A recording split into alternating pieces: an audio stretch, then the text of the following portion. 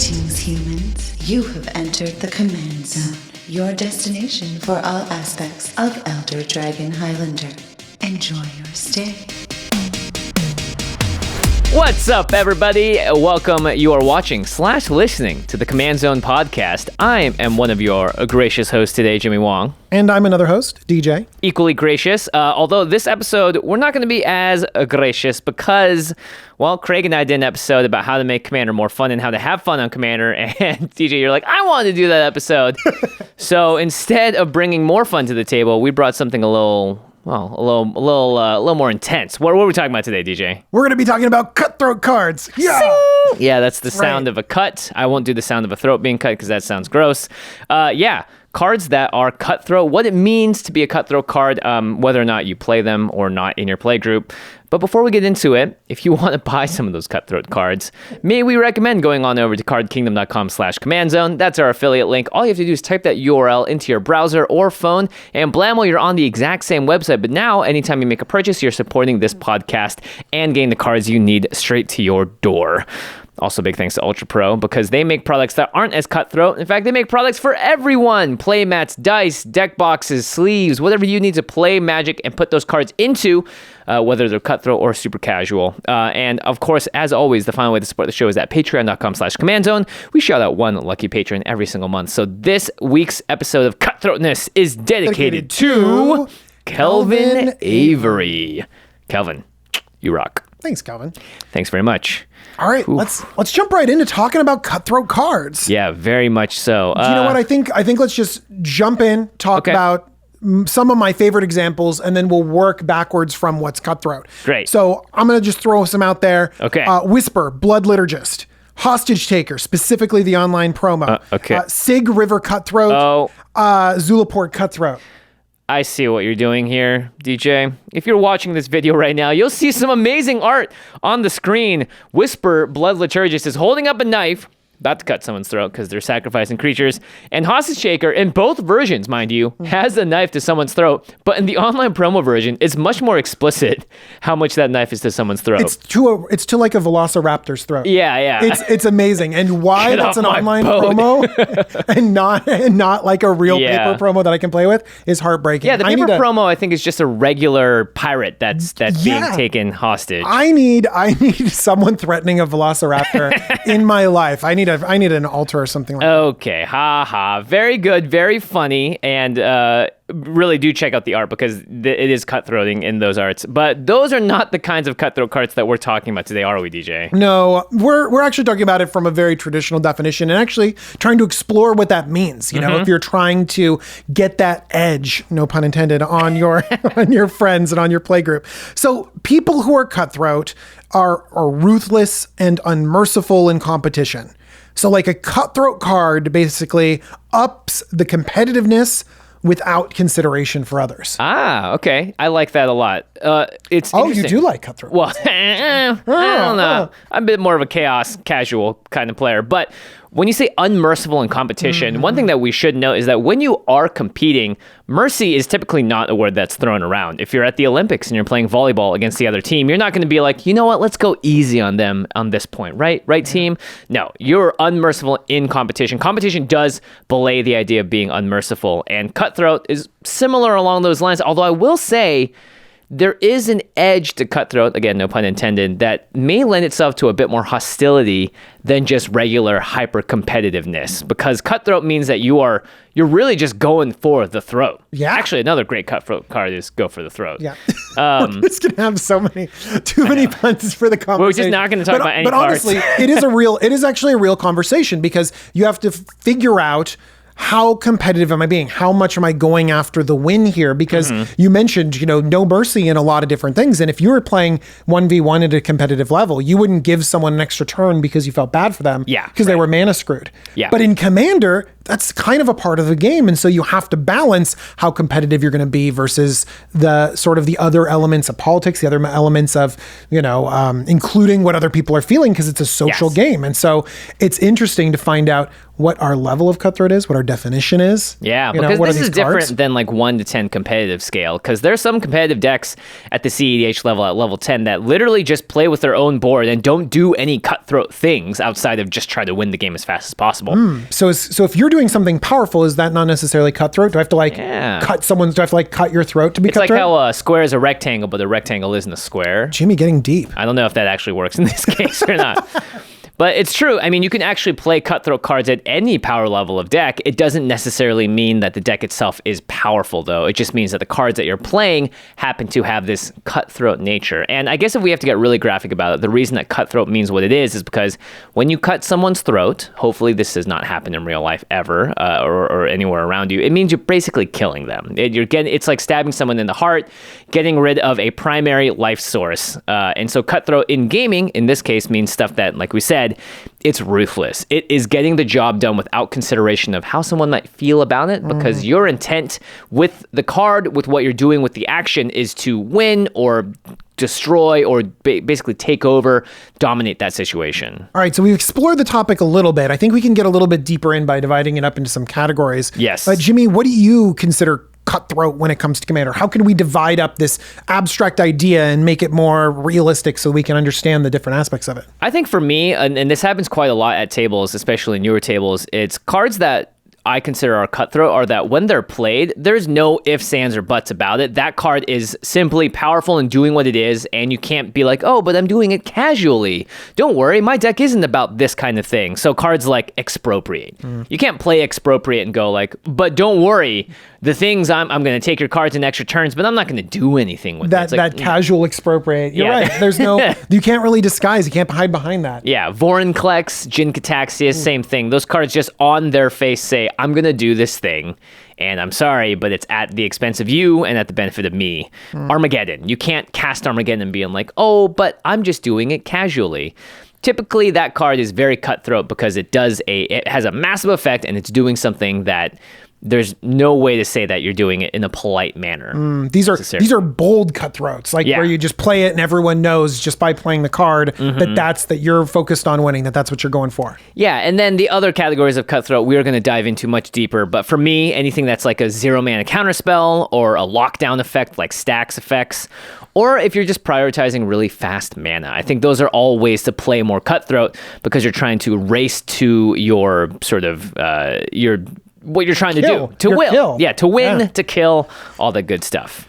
So I think that one thing that we can't ignore from Cutthroat is competitiveness. Right? Yeah. It's about winning. So I think one way that we can break down these cards and find out which ones are Cutthroat and whether we play Cutthroat cards is to talk about what makes things super competitive. I think one of the defining characteristics of competitive decks is mana, specifically fast mana. Yes, as fast as it gets. Now, as you all know, the Moxes, the original Moxes, are banned in Commander because they are 0-mana artifacts that you can play as early as turn 1 that give you a free mana. So that, the rules committee, and we all generally agree, is too powerful for this format. You could draw an opening hand of 7 cards, 1 Mox, or 2 Mox even, and 2 lands, and on that first turn you could play a 3-mana spell. So we say, you know what? Too dangerous. But there are a lot of 0-mana cards that have the name Mox in it that are legal in this format, and I would say those are examples of Cutthroat mana sources. Yeah, we got, Mox Opal, Mox Tantalite, of course, no. Mox Tantalite, that's the only one. I actually think that one of the prime examples has got to be Mox Diamond. Yes. Because Mox Diamond is a 0-mana artifact. If it would enter the battlefield, you may discard a land card instead. If you do, put Mox Diamond onto the battlefield. If you don't, put it into its owner's graveyard. So basically, you got to discard a land when you play it, or else it doesn't happen. Right. And then you can tap it to add 1 mana of any color to your mana pool. So it's card disadvantage. You're throwing away a land to get this extra landy artifact thing onto the battlefield. But that is exactly what we're talking about when we're talking about competitive. It's being able to accelerate way faster than the average player. Being able to do more faster. And I think that's one of the hallmarks of being competitive. Cards like Mox Diamond and like those other 0 mana rocks that you're talking about are ubiquitous in competitive Magic. Yeah, and here's the thing. You can play these cards in a non-competitive deck. You could have a power 3 level deck out of 10 and still have a Mox Diamond in it, because that single Mox Diamond isn't going to make your deck infinitely better. It is going to make it stronger and probably more competitive, but it's usually a combination of a lot of other things, is what you're doing with that fast mana. Yeah. But you're not playing these cards typically unless you're trying to go for that sort of play style. This makes your draw more explosive, but if you're playing not good cards, you know what I mean? Like not if you're not closing it out with powerful cards, then it doesn't matter. Like if you're ramping into some uncommon, then it doesn't. Then Mox Diamond isn't paying you off. But if you're looking at this card, like you can pretty much anticipate that the rest of their deck is stacked. Yeah, Mana Crypt, same idea. Jeweled Lotus, same idea as well. These are all very cheap. In fact, as cheap as it gets. Cards that give you a huge mana burst of advantage and therefore will set you up in front and ahead of other players and let you do those cutthroat things that are maybe the other cards in your deck are basically saying, hey, look, I'm trying to get faster than everyone else because I need to beat them before they can beat me. By the way, one thing that you might be keeping in the back of your minds when a lot of we talk about these cutthroat cards is that a lot of these are really expensive. I think when we lead off talking about Mox Diamond, a card over $500, we don't want you to like tune out and be like, this is a conversation not for me. There are cutthroat cards, powerful cards, aggressive cards out there that are cheaper. Yes. But not all of them. Sometimes they're broken and unable to be reprinted or on the reserved list or something like that. And we might be talking about crazy price tags. And so we'll actually talk a little bit later about, well, does money play a role in Cutthroat? But that's a little bit later. So Mana Crypt is like $150. Gaia's Cradle, another example of really fast mana, very early, all very expensive. This next one I really like actually because this is typically only played in, I would say, more competitive environments, and it's Carpet of Flowers. So this is just 1 green for an enchantment, and it says, at the beginning of each of your main phases, if you have an added mana with this ability this turn, you may add X mana of any one color, where X is the number of islands target opponent controls. So in those highly competitive circles, blue is one of the primary colors, and so that means that you're playing this because you're going to be in an environment where people are playing islands.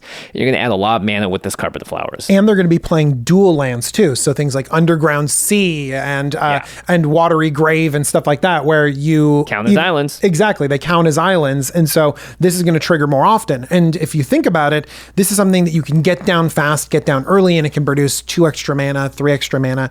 That's Soul Ring powerful. And by the way, Soul Ring is one of these powerful mana artifacts. It just happens to be as ubiquitous as defining card in Magic, so we all get to play with it. But don't get me wrong, it is a powerful card that is on the same level as a lot of these other pieces of fast mana ramp.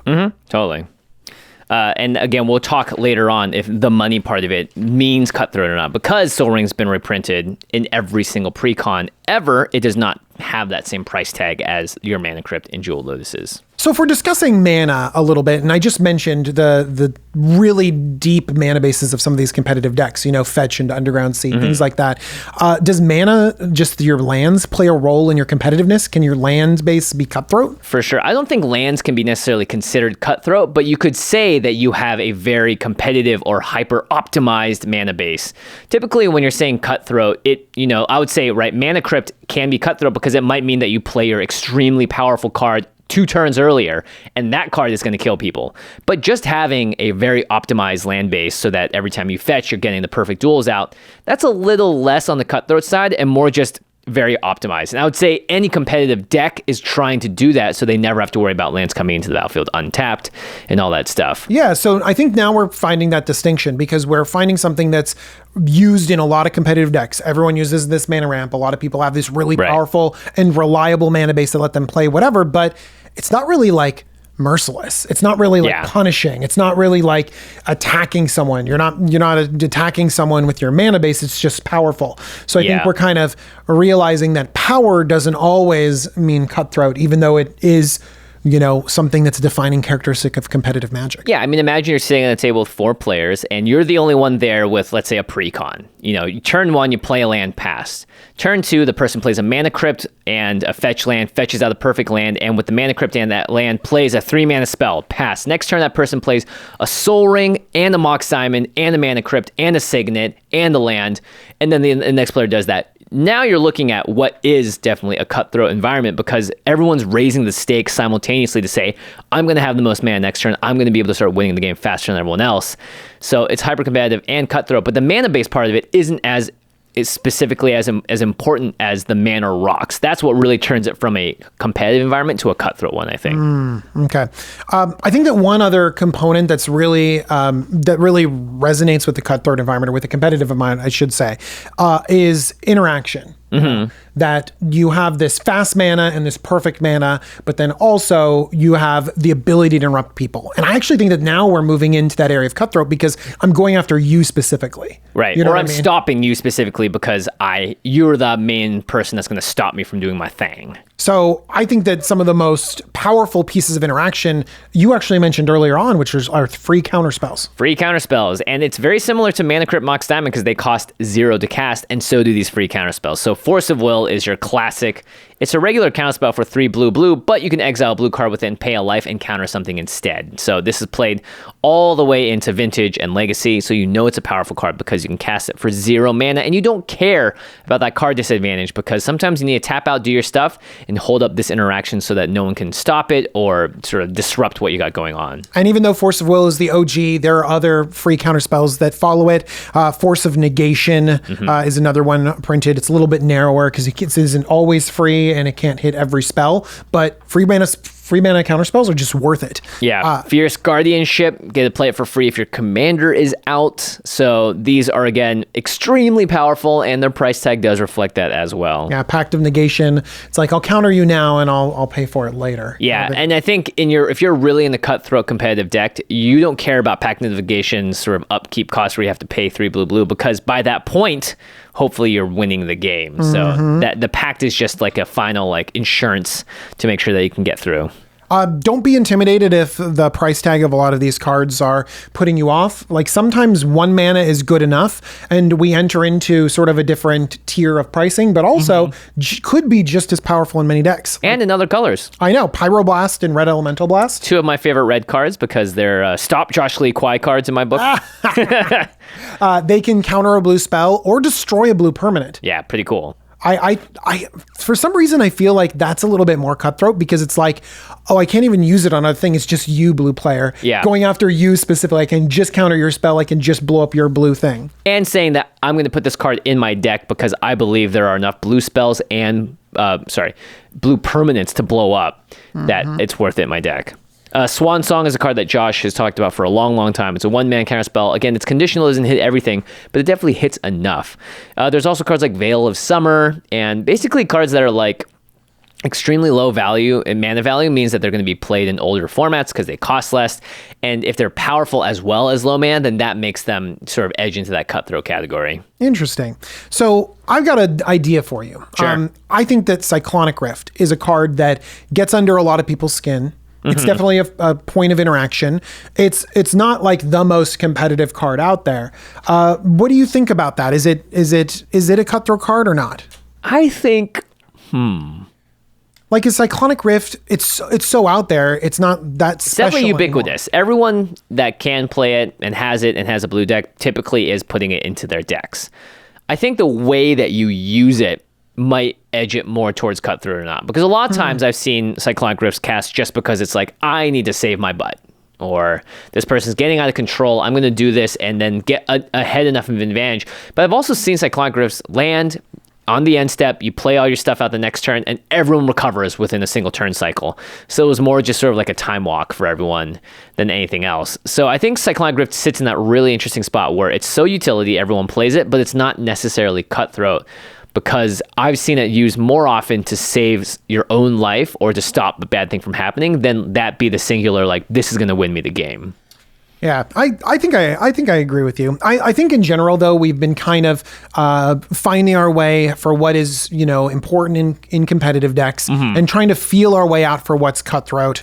And I think that the next category, we start honing in a little bit more on I'm going after you in particular. It's powerful, but also like targeted. And I think that when you're talking about disruption, when you are going after your strategy where I'm hosing your deck, all right, that starts reaching a level of like, what, you're going after me now. Right. You know what I mean? Yeah. Or you're doing something that's just trying to stop me entirely, and sometimes the entire table based on the card. We're going to take a quick break to hear from our sponsors, but when we come back, we're going to talk about cutthroat cards. La la la la la la la la la. Oh my, who have we here? I'm Rubinia's soul singer. Have you come to hear my music? I offer only one song, and it will cost you your eternal soul.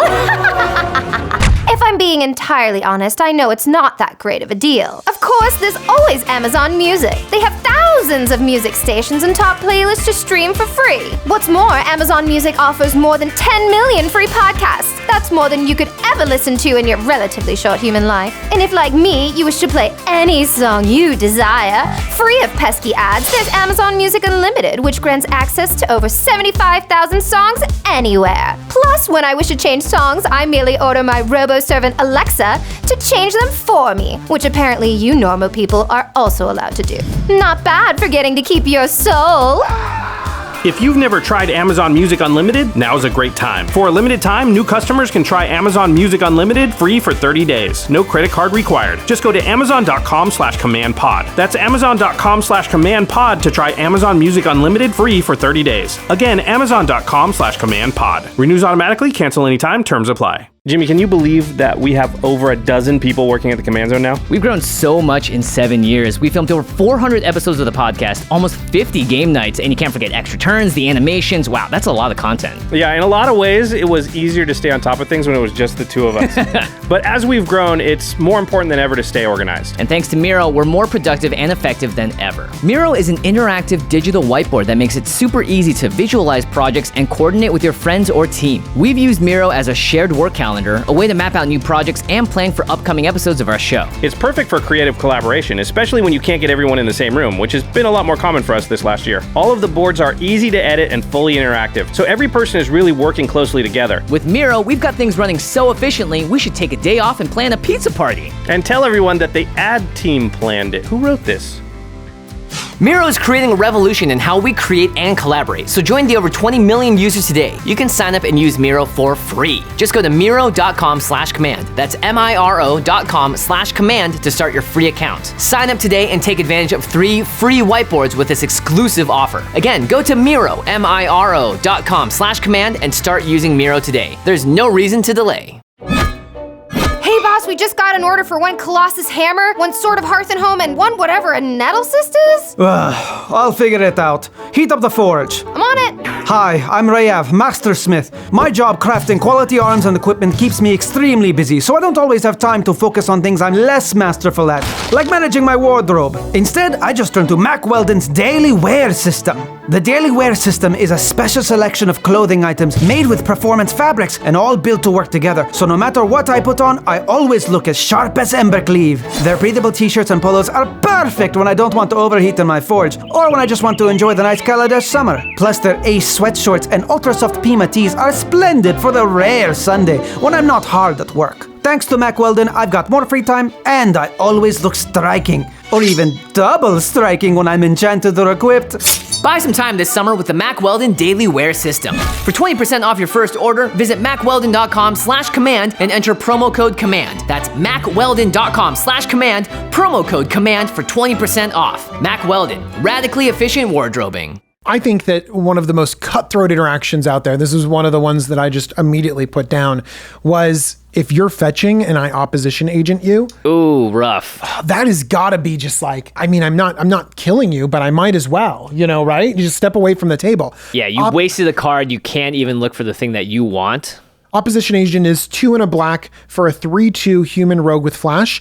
You control your opponents while they're searching their libraries. While an opponent is searching their library, they may exile each card they find. You may play those cards for as long as they remain exiled. And you may spend mana as though it were any mana color to cast them. I don't know if they need that last part of that, which is like, not only do you get to find the card for them, but you get to play it as well. So you basically completely take over a tutor or even a fetch land. Oh my goodness.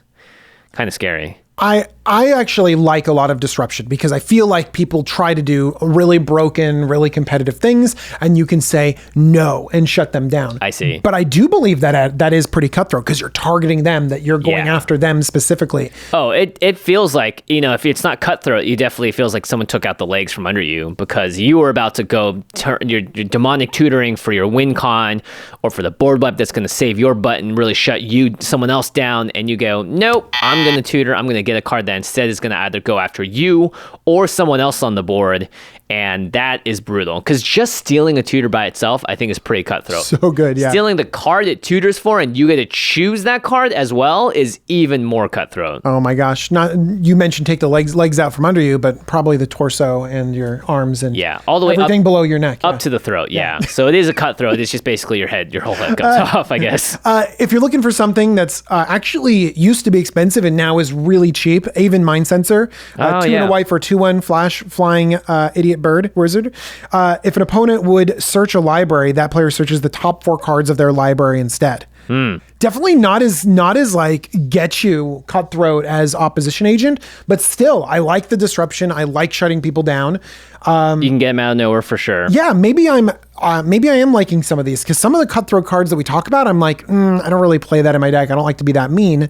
But some of this disruption, I actually really like. Yeah, I could see myself playing Aven Mind Sensor as well. Another version of disruption is stuff that sort of stops your opponent's decks from doing what they're trying to do. Or let's say they're playing a ton of mana ramp, in which case you might want to Collector Oofie, which is a creature that says activated abilities of artifacts can't be activated. So that includes your own as well. But typically you're playing this in the kind of deck that wants to go, hey, everyone else stop what you're doing. Stop ramping out. I'm going to slow you all down, whether it's one player or multiple, and I'm going to use that to my advantage. Or I'm just doing it because I don't think you should be accelerating at that pace. Yeah, no soul rings for you. You can deal with it. Oh my gosh. No any mana ramp for you. I know, right? No utility artifacts or anything. Yeah. I also like Linvala, Keeper of Silence. It's another way of shutting things down. It's a 2 white for a 3/4 legendary angel with flying. Activated abilities of creatures your opponents control can't be activated. I've had a Linvala shut me down many times where I'm playing. Actually, it happens a lot when I'm playing my goblin deck because goblins have all these cool activated abilities, sacrifice to generate a mana, tap to create 1,000,000 goblins, Oh yeah, it's not just tap abilities, it's anytime you activate an ability. Exactly. And I just feel like this comes down and it's like you've basically invalidated my deck. Thank you. Yeah. This next one is a card that I hope to literally never see played against me. The Tabernacle at Pendrell Vale. Not only is this thing thousands and thousands of dollars, it's a land that says all creatures have at the beginning of your upkeep, destroy this creature unless you pay 1 mana. I feel like this really goes after creature decks. And if you just happen to have a creature deck and someone plays this land, like, what do you do? What do you do? Every single card that you play now has this tax. It's going to slow your mana down. It definitely feels like, again, got your legs taken out from you, whatever it is. It is very cutthroat to play cards like this because it's basically telling every other person there, I don't want you playing creatures, and I'm going to control it with a single land. Now, don't be put off by having to pay thousands and thousands and thousands of dollars for Tabernacle at Pendrell Vale when you could just get Magus of the Tabernacle. Tabernacle, yeah. Yeah, and so you can get it on a creature, which means that you do have to pay an upkeep to keep it around, but you can hose other decks at a low, low price. Yeah.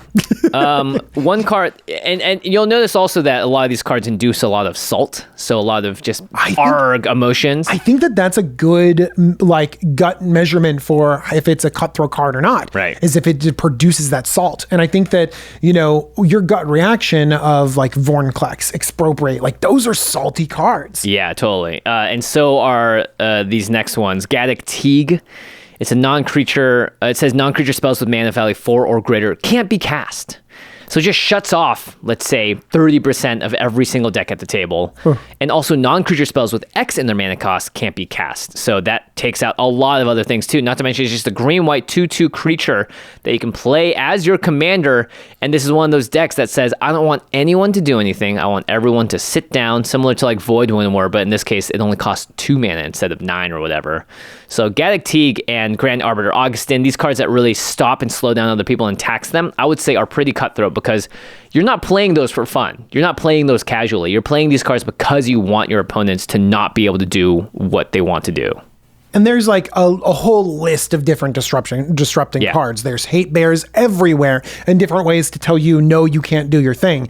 And I think that we've hit a common thread. You know, when we say, no, you can't do your thing, like we're pointing at the person that wants to do that and saying, no, you can't have your fun. I'm winning. I'm shutting you down. Yeah. You know what I mean? And a lot of these are competitive. You know, a lot of these are powerful cards. Yep. And keep in mind, a card that was recently banned has a very similar effect. It's Iona, Shield of Emeria.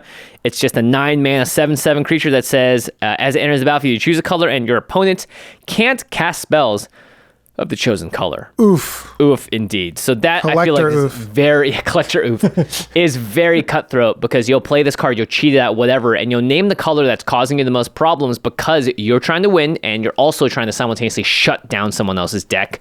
Iona did both of those things, and the rules committee decided, you know what, this is a little too feel bad. I won't say cutthroat, but a little too You're feel right. bad. Like, so, I mean, maybe that's a new sort of scope of the definition is like feel bad because Iona wasn't like the most competitive of strategy. Right. But it was definitely feel bad and it definitely targeted a person. Yeah, and sometimes if that person was playing a mono color, I remember Josh was playing a Titania deck one time. It's just a mono green deck, and someone played, it might have been Craig, played Iona, and Josh just went, well, that's the game for me, and couldn't do anything for the rest of the game.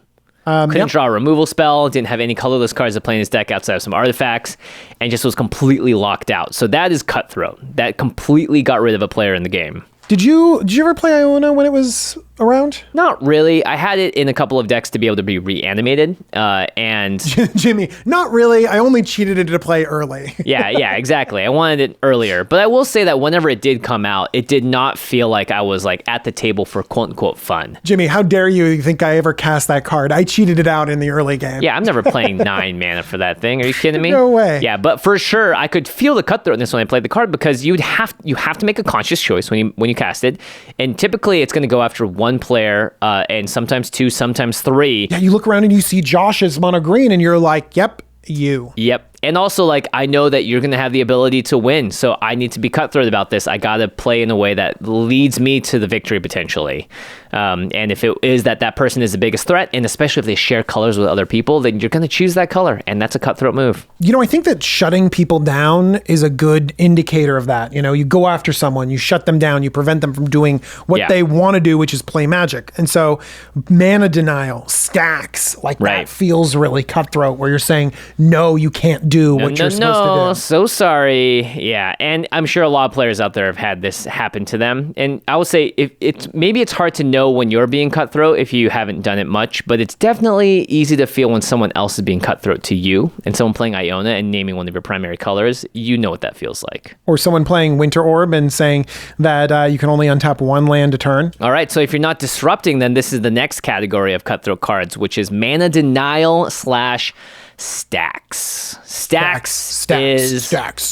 Let's take a small brief moment and think about stacks here. It is always cutthroat, I think. Unless there's no way to place. Well, I won't say no way. You're not going to play stacks casually. You're not going to do it and being like, hey, I think this is fun to just tangle wire everyone and Winter Orb them all. This is a cool way to play. No, you're doing it because you're trying to stop other players and you're trying to enact a win plan from that control state. That is as cutthroat as it gets because you are actively shutting down the entire table. I think that there can be some stacks elements that that can be a little bit more on the casual side, and none of the things listed here. But imagine the stacks pieces that can sometimes exist in like Gruul, where it's like non-creature spells punishing, like a Rook Thar thing. Oh, okay. Where it's more like, or Cinder Vines, or even things like that, where basically I'm kind of punishing you and your broken Casting spells non-creature or whatever, spells. right. You know what I mean? Or even a Thalia, slowing you down just a tiny bit. That is mana denial for sure. When I think of stacks, I typically think of completely all or nothing, shut everything down strategies where Winter Orb and Stasis are the staples of the deck. But you're right. When you're just taxing people a little bit here and there, is that considered Cutthroat, or is that just considered a strong Magic card? Yeah, like if I play a Thalia and am I going after the Kai card deck out there, or the whatever these spell slinger decks? Right. Like, am I going after you? They feel bad, or am I just making creature strategies a little bit more viable? Yeah, that's interesting. I think in general, when it comes to mana denial, it does feel pretty cutthroaty if you are doing things that unilaterally affect the board, like a Stasis or a Static Orb, or something like this next card, which is Contamination. Actually, I think we can both agree that this is Cutthroat. Contamination is sucks. 2 and a black for an enchantment. During your upkeep, sacrifice a creature or sacrifice Contamination. So you need to have a creature to sacrifice, or this thing goes away. Whenever a land is tapped for mana, it produces black instead of its normal type and amount. Ooh, so this is like Blood Moon, but for every single land on the board, regardless if they're basic or not. Contamination says, sorry, everyone, you no longer have access to the colors you want. That is kind of brutal. I know, and it feels like Iona, doesn't it? Yeah, it actually does, because then they can't cast any spells that they can't cast unless it's got a colorless mana source. And you could have done that. And you could have done that anyways. Yeah. I mean, I guess you have your artifacts that can kind of get you there a little bit. Yeah. But this comes down earlier, and doesn't, like, the sacrificing a creature, you might think like, oh, it's a hoop to jump through. It's not a hoop to jump through. Not really. Yeah, there's lots of ways to make fodder for the Contamination, but this card is oppressive in a lot of ways, right? It stops everyone from even if they play a brand new land, it only taps for black. It's like if Urborg changed every land and didn't make them a swamp in addition to its other types. I would like that card. Yeah, I would too. That'd be extremely powerful. Not to mention it's an enchantment, so it's slightly harder to get rid of. So this does feel like a Cutthroat type of card. But if it's just like, hey, everyone, you have to pay 1 extra mana, or if it's like a Wandering Archaic, that's a little less Cutthroat. That's more controlling. Yeah, I like Wandering Archaic because it gives you the choice, right? Like, you don't have to. Yeah. I think that's a good kind of taxation. I played Contamination for a while in my mono black enchantments deck, and actually it was too much. Like, really? Yeah, I didn't like playing it because just everyone was like, great. DJ, why are you doing this to us? Like, yeah, but it was it's a cool mono black enchantment, so it felt like it belonged in the deck. Right. But it meant that it was shoehorned in. Sometimes, by the way, if you are thinking about including some of these Cutthroat cards in your deck, like, you can have a Cutthroat card, but if the rest of your deck doesn't, support it, then you're going to get hate in the areas that you don't need to. Right, because you're just playing what feels like a mean card for no reason. Yeah. And no one likes that, I don't think. Yeah. Here's one that I think is just like a little bit of an underplayed, a little hidden gem of the Cutthroat cards. Not a cheap hidden gem, but definitely a hidden gem because you don't see it very often, and the effect is very powerful. It's Hall of Gemstone. 1 green for an enchant world. Don't see that on every card. During each player's upkeep, that player chooses a color. Until end of turn, each mana-producing land produces mana of the chosen color instead of its normal color. Wow. So monocolored decks function perfectly with this card out.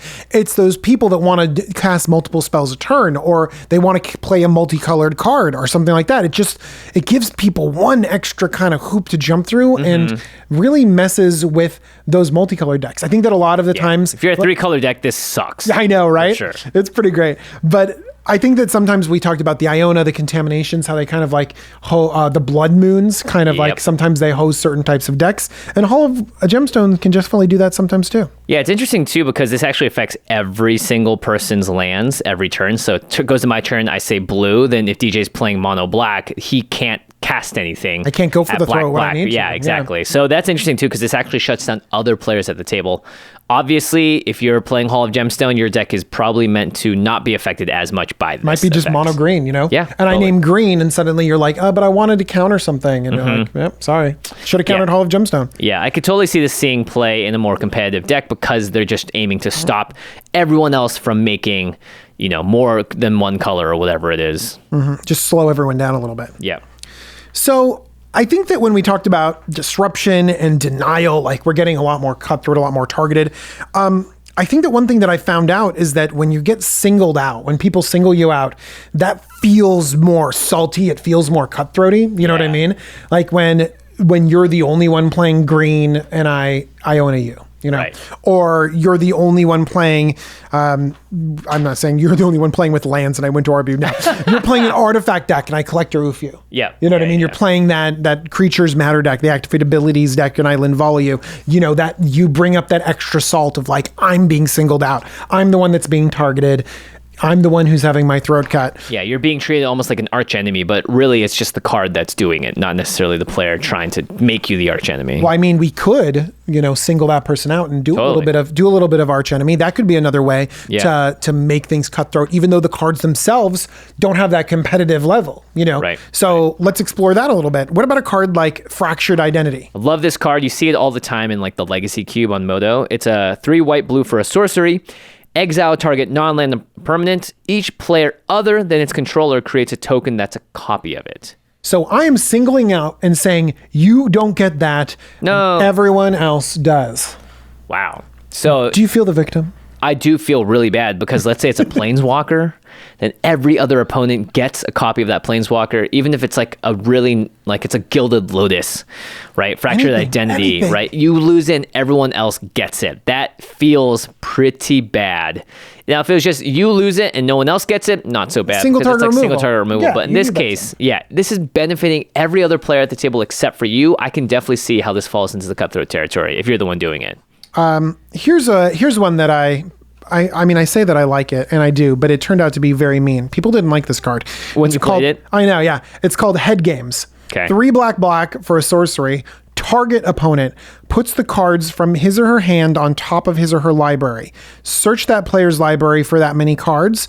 The player puts those cards into his or her hand, then shuffles his or her library. Wow, so you get to redecide their hand? I get to redecide your hand. You could like put 5 lands in there if they put 5 cards on top? Yep, I can. Oh. I can literally take your entire hand and get rid of it and replace it with useless lands. This isn't a mind game. This is just a game over. Do you know what's even better too? Sometimes it's not even just giving them 5 lands. It's making them miss their land drop by giving them irrelevant cards that they can't cast. Oh, weird gosh. pieces of interaction and all they're the all stuff. 9 drops or whatever? Exactly. Yeah. That's really, really rough because you are specifically targeting one person. Not to mention if you like Cyclonic Rifted and then Head Games. Whoa. Then there goes their board. Actually, they have so many things on there. I mean, you're giving them a pretty big hand at that point in time. But but you're at right. that point, That's a lot of mana. I'm just giving them lands and other stuff. But I know you end step Cyclonic Rift past you go to your turn, mind game someone. Oof. Copy it. Mind games 2 people. But I think here's the thing. You mentioned copy it, you mind games 2 people. If this was a card that got everyone, it's just like, well, this is the feel bad card that everyone gets it. Yeah. This is the Cyclonic Rift where we all have to pick up stuff. But no, you have to go after one person. One person has their whole tempo, their whole game, and their whole game plan certainly just erased with a single card. Yeah, and typically in Commander, we're always looking for the cards that say each opponent. We don't like the Thoughtseize and stuff that just specifically target one person because they feel a little more try-hard, right? To like say, like, I'm going to surgical whatever every single card in your deck that I don't like and I'm just going to keep doing these types of spells. It is very cutthroat against one person.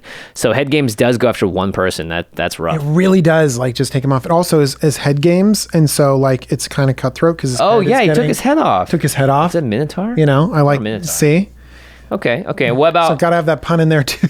another singled out card that rarely gets any play is Plow Under. It's 3 green for a sorcery, and it just says put 2 target lands on top of their owner's library. But this is another card that, like you mentioned, Vintage Cube for Fractured Identity. It's great. This is another card that singles someone out, sees play in Cube, and can be brutal. Yeah. If you ramp into a Plow Under and say, not only are you 2 lands behind, but your next 2 draws are going to be lands. Oh. That sucks. And I've played this in Commander too. Yeah. I thought it was, I know, I might be a horrible person, but here's the thing. I got feedback that people just hated it when I would plow them under. Yeah, of course they hate it. Everyone else, it's not like, right? So if you think about like total mana generated, let's say everyone has 3 lands on the battlefield and 1 piece of mana RAM. You play Plow Under and you get rid of that person's 2 lands. Everyone else has the ability now to tap for still 3 to 4 mana, for 3 to 5 mana. On the max side, let's say the Also Rings, that's 15 mana, and now you only have 1 land left. So the whole table is tapping for 15 collectively, and you're tapping for 2. That feels so much worse even than them tapping for 2 and you tapping for 5. So when other players are all not getting plowed under, that feels bad. Yeah. It's also nice to hit those bounce lands. It's also nice. Oh, gosh. Yeah, it's nice to hit, or those lands that make you sacrifice other things when they come into play. Yeah. I love it so much. This next card is a classic, I think, Cutthroat way to be playing one-on-one. And it definitely is Cutthroat if you're doing it in a 4-player game and going after one person too. Mind Twist is X and a black for sorcery. It's pretty simple. Target player discards X cards at random. And if you pay X equals to their whole hand, doesn't matter. The random part doesn't matter. They discard their whole hand. Bye. Yeah, that's rough. Same with like Rakdos's Return. Oh, yeah. Lots Similar of different ways to do idea. that. Lots of different ways to do this effect. I think another one, now that I'm thinking about this single targeting someone, Mindslaver's got to be a salty card. Oh, yeah. 6 mana, legendary artifact, 4 tap, sacrifice Mindslaver. You control target player during that player's next turn. I don't think Josh has forgiven me still when I played this card in my Kethis deck, because it's a legendary card. This definitely has a whole assortment of feel-bads on it. I think it's definitely in the saltiest cards in the format. But more specifically, this is as Cutthroat as it gets, because it's similar to Send Triplets a little bit, where you basically are saying, I'm not just going to go after you. I'm going to empty your hand. I'm going to do things to your own board with your own cards. I'm going to make bad attacks. I'm going to make your game just suck, because I get to choose and make all the misplays with it. So great. I think that everyone gets a little bit salty when there's a lot of extra turns, because extra turns are so powerful, and it keeps them from playing the game. Mindslaver feels even worse because the game keeps going. Just I get to do everything for you, and you just got to sit there. What do you got in your graveyard there? Oh, let me see. Oh, gosh. A wave of anxiety poured over me when we started looking through my fictional cards that aren't even on my playmat. Not to mention Mindslaver, typically you're trying to recur it out of your graveyard and do it over and over again. So it's not just Cutthroat. It actually just locks an entire player out of the game if played in the right way. But here's the thing, like in competitive metas, you're not ramping into Mindslaver in a 4-player competitive Magic game. Typically not, no. In fact, a lot of these cards, because they go after a single player, they're not fitting that high level of competitive play. So again, if we're thinking about Cutthroat being competitive and merciless, do these things that go after someone in such a harsh way go after this one person? Are they Cutthroat, or are they, because they're less competitive, they don't fit our definition anymore? I think they're still Cutthroat, but they're not necessarily good in the format. Because if you spend all your mana mind twisting one other player, that leaves, again, 2 other players open to messing with you. If you only plow under one player, everyone else is going to, either gang up on them or go after you for doing that. You spent a card to do that. You spent a card to do it. You're setting yourself behind by going on that one-on-one battle instead of sort of affecting the whole table at the same time. So it still is Cutthroat because you are cutting the throat of a single player or person, but it doesn't mean that it's necessarily competitive because there are 4 players at the table. Does that make you feel even more salty that I play these cards and it's actually putting me at a disadvantage? Because honestly, it is. It's putting me at a disadvantage to take you out of the game when I play head games and destroy your ability to play. I guess if you continue to then win the game after that, then that would make me a little bit saltier because I would go, what? Oh, saltier? But then my play ended up working. I shut you down and I won. Yeah, that's right. Because typically, if this happens to me in a game, I'd go, it's fine because they're wasting all their resources on me. Maybe the other players will figure it out. But if you manage to create a board state in an environment where you can do all that stuff, really mess with one player, and then just choose a new target and do them as well and not die in the interim, then I think you're definitely a masterful Cutthroat player. But typically it doesn't You're making this sound fun to me, Jimmy. Where I'm like, because you overcome this card disadvantage where you take one player out, you identify, the arch enemy at the table, you destroy them, and then you're still able to like overcome this disadvantage and win the game. Yeah, I mean, maybe the Cutthroat card needs to pair also with a Cutthroat play mentality, a strategic decision that you're making, which is, hey, I'm playing Vidalcan Ori in this deck not because I want to flash out value creatures, but because I want to mess with my opponent's plans exactly at any time I want to and can, because I'm playing in a very cutthroat nature. I'm not here to make friends. I'm here to optimally stop other players from what they're doing and get as much advantage as possible with flash and instant speed. And in that way, your cutthroat mentality is more important than necessarily the cards you play. But Jimmy, I am here to make friends. Okay, well then stop mind slavering one person, DJ. Because I'll tell you this much, they hold a grudge. Mind slavers don't make friends. They definitely hold a grudge. Okay, let's go back and talk a little bit about the price tag discussion. Because Cutthroat and price tags do seem to, at least for the most part, I would say like 60-70% of the cards we talked about today, if not more, have a high price tag associated with them, and they were cards that we considered cutthroat. Yeah, and a lot of the ones that we didn't mention also kind of fall in the high price tag end. Does that mean that there's more demand for these cutthroat cards, and so the price goes up for them? I think it's less so that, and it's more that the cards themselves are just powerful and can end games, and as such, they're going to see more play in more cutthroat formats. So the cards that we talked about today... Is Commander a cutthroat format, though? It is not. I'm talking about Legacy and Vintage, right? When we talk about Mox Diamonds, the different sort of like fast manas, mana crypts, and all that stuff, Tabernacles, those are played in Legacy and Vintage decks. So that means that they're powerful enough to enter into some of the most competitive formats, and as a result, naturally their price is going to raise. Also, there's the supply and demand issue, where basically Wizards doesn't like printing that many feel bad cards. A lot of these really feel bad cards are older. You know, they're on the reserve list, and they're except not for Opposition Agent and Collector Oof. I know, right? We have mentioned a lot of them that are printed pretty recently, but some of them are like, Tabernacle at Pendrell Vale. Yeah, that's not ever getting reprinted. Right, but even though they're not reprinting them because they're not a good way to take the game. Yeah, and I think that's kind of been generally understood as well. But I'd say cutthroat cards do typically come with high price tags. Cards that don't are like Winter Orb and Stasis cards that lock down, because I think they're just less played in the Eternal formats, and they're a little bit more prominent, sure, in Commander, but they're not super popular. But there are some cards that we talked about, like Opposition Agent and Mana Crypt. Those cards could technically go in almost every single deck that can play them, especially Mana Crypt. Just because it's so powerful, it's been reprinted enough times that there is demand for it, that people know it even exists, so they want to put it into their deck. And so I think cutthroat cards, because they're often hyper efficient, they do a ton of work, and they put you at such a massive advantage in certain cases. Right? They win games. Yeah.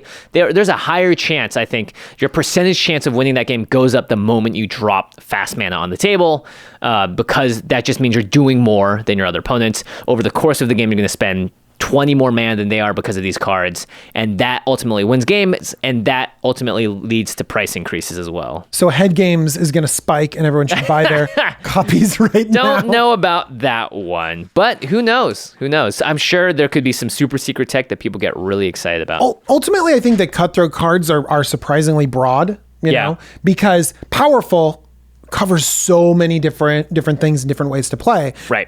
And, going after one person, cards that help you win are also cards that we naturally include in Commander decks. Mm-hmm. And so it can be really difficult to sort of label all of the cards, but also say that, hey, they're all the cutthroat cards are expensive, all the competitive cards are expensive. So I think that you too can be cutthroat on a budget.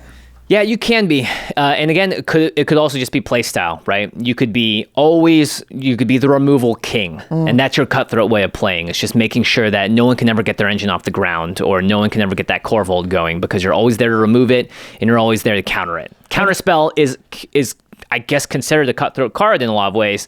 I think it's how you play it, like you just said. You play it, yeah. You know what I mean? Because if you're just counterspelling something random, I think that's normal Commander play. But if you are, like you're saying, not letting me get my Corvold off the ground, you're destroying my deck. Like, you're dismantling the way that my deck works. Mm-hmm. You know what I mean? And then I feel like I'm targeted. I feel like you've Yeah, and you're probably being very aggressive with your threat assessment to say, like, at this table, I know that DJ is the best player as well as has the strongest deck. Thank you. So I'm going to go after him and end his game as much as possible. Oh, no, thank you. And maybe use that to my advantage and letting other players know, hey, don't go after me as much. I'm the only one here that can handle this threat, so I'm going to play in the cutthroat way to make sure they're knocked down a peg or whatever. So what do you think are some of the downsides to playing these cards or playing in a cutthroat style? Well, people won't like you as much, that's for sure. The political ramifications are things that we always talk about.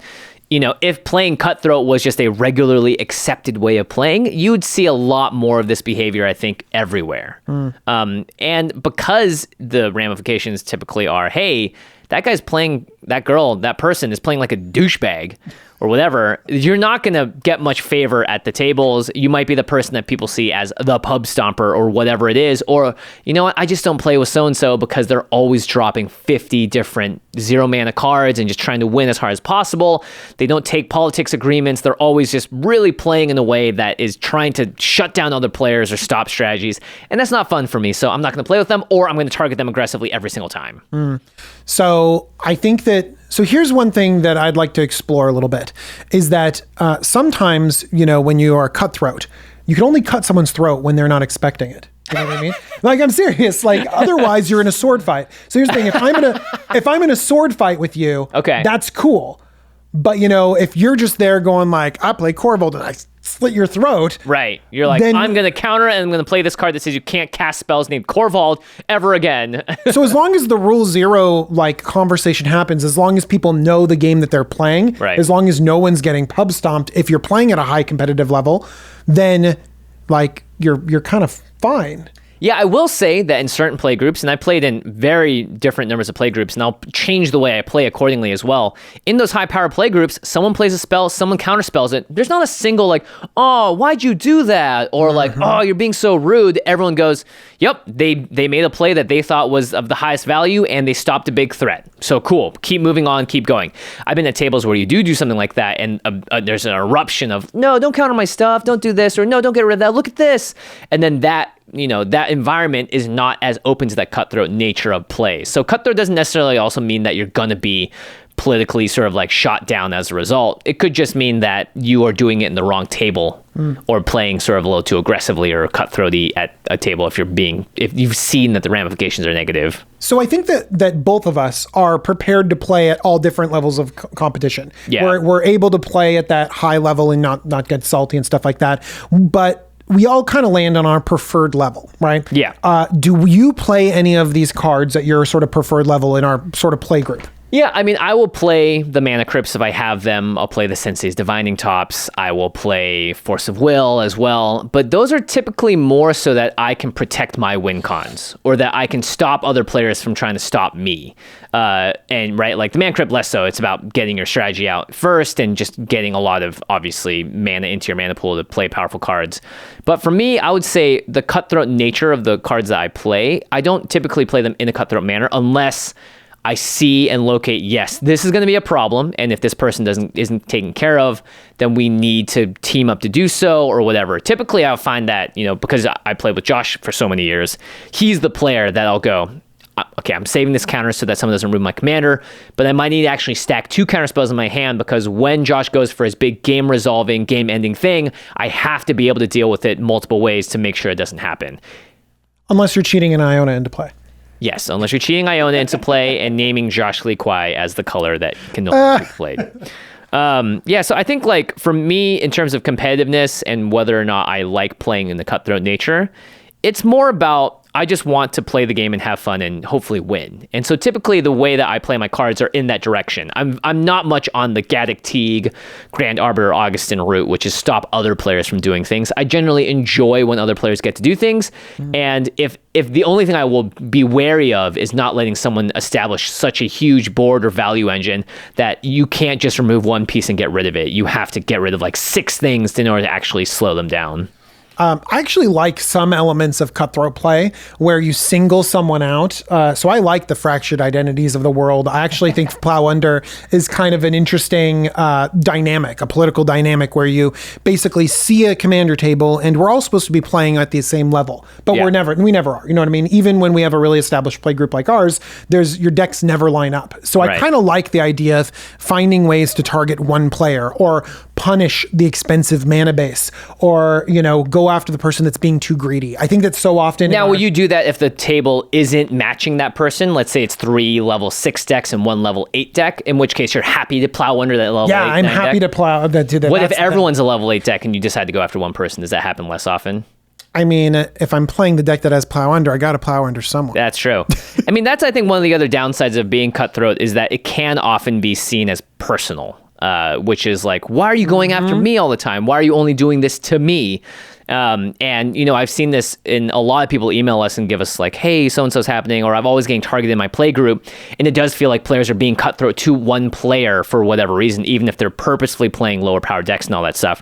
So I think the downside to being extra cutthroat or playing a lot of these cutthroat cards is that you can often create that dynamic where someone does feel ganged up on or feel like they're unfairly being targeted. It's hard to be political in-game, and then when people feel affronted or slighted or, attacked, it can extend outside the game. And remember, a lot of us are playing Commander with our friends. Yep.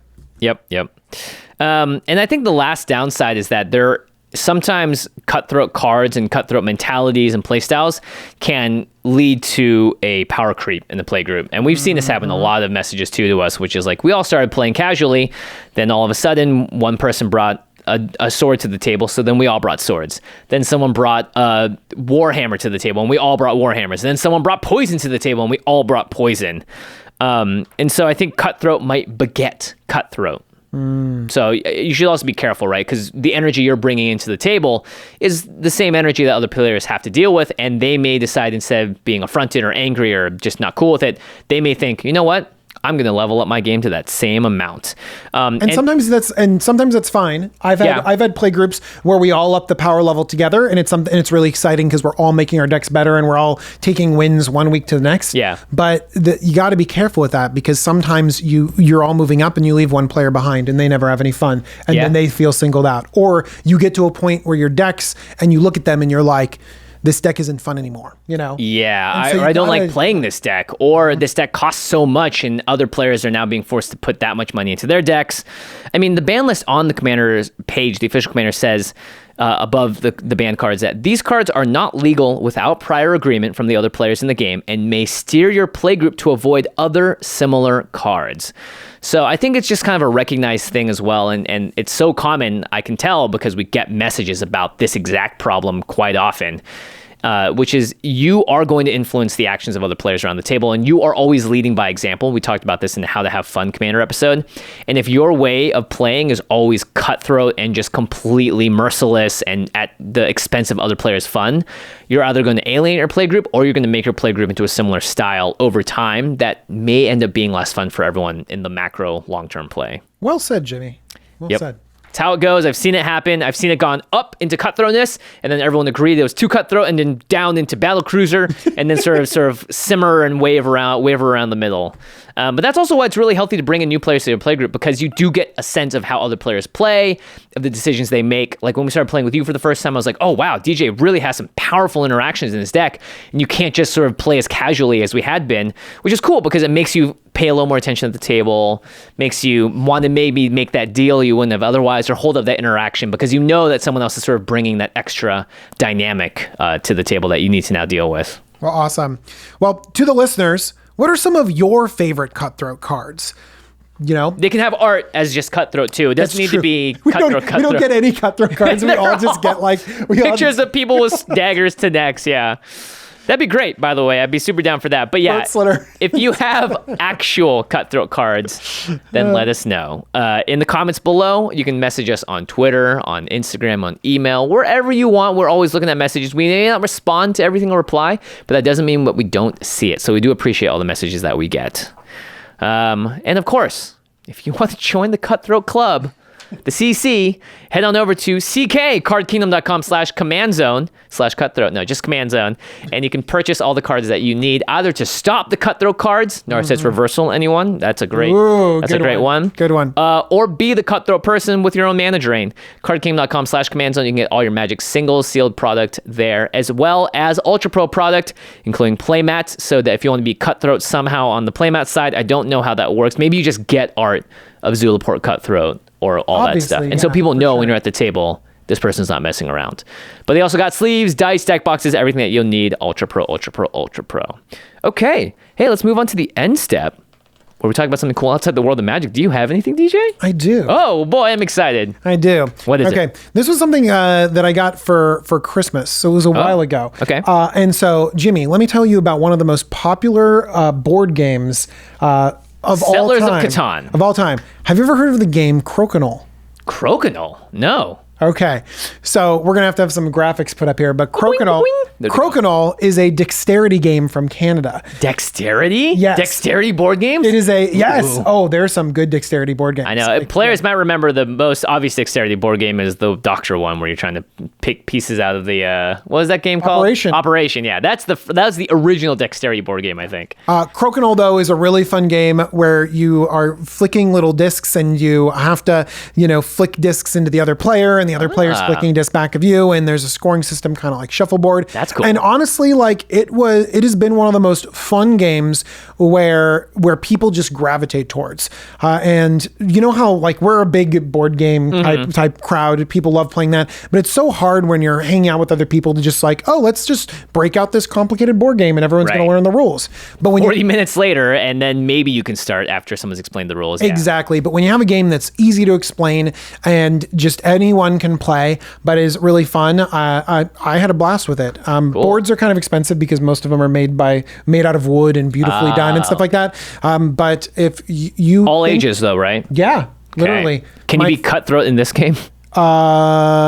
It's 1v1. A lot of times 1v1 is hard to be sort of cutthroat. What if you flick the disc so hard that if they try and block it, they're going to hurt themselves? You just aim up at that. Yeah, you're don't they do that sometimes in pool? People scratch on purpose to send the ball off the table as being rude? I don't know, but that wouldn't surprise me. Yeah, there are no depths that players will not go to if they're angry or want to get at someone for something.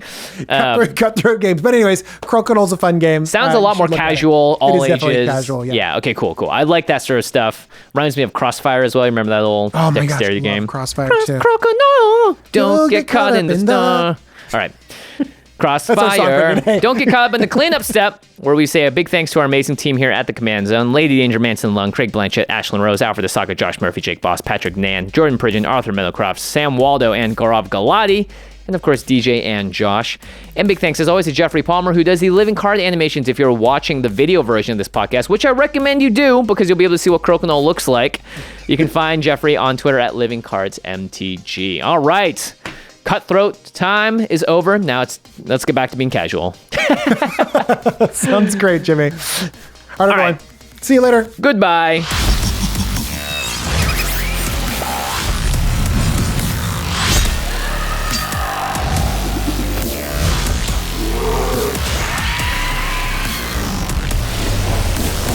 Thank you for your attention. For further inquiries, send an email to commandcast@rocketjump.com or ask us on Twitter @JFWong and @JoshLeeQuai. See you later, alligator. Greetings, humans.